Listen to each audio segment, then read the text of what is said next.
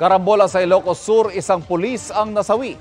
Bata naman sa Davao City nasagasaan ng bus. Paspasan natin ang iba pang mga balita. Estudyante sa Davao City patay matapos masagasaan ng bus. Tumatawid noon sa pedestrian lane ng 9 anyos na babae na mabangga ng parating na bus. Dumiretso siya sa ilalim at nakaladkad ng gulong. Dead on arrival sa ospital ang bata. Ihahabla ng kanyang pamilya ang bus driver na iginiit na hindi sinadya ang nangyari. Wa mo nakita ko sa mataagod. Mo na mga idyo ko pasaylo sa pagtungod. Pulis patay sa karambola ng 3 sasakyan sa Bantay, Ilocos Sur. Batay sa investigasyon sa kanyang motorsiklo, ang biktimang si Police Senior Master Sergeant Romualdo Piamonte Jr. Mag-o-overtake daw ito nang sumalpok sa kasalubong na pickup truck. Habang ang pickup bumangga sa isang trailer truck, pahirap ang mailabas ang driver ng pickup na nagtamo ng mga bali. Wala namang nasaktan sa mga sakay ng truck.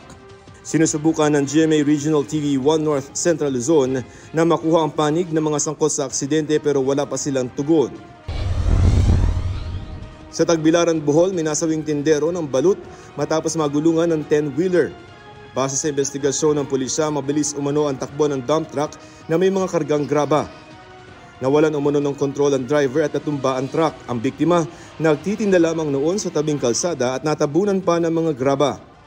Sinisikap ang makuha ang panig ng truck driver na hawak na ng pulisya, pero sabi ng pulisya posible raw magkaaregluhan.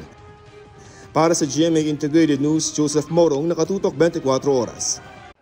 Mga kapuso, patuloy na tumutok sa mga balita. Mag-subscribe sa GMA Integrated News sa YouTube. Sa mga kapuso abroad, samahan nyo kami sa GMA Pinoy TV at sa www.gmanews.tv.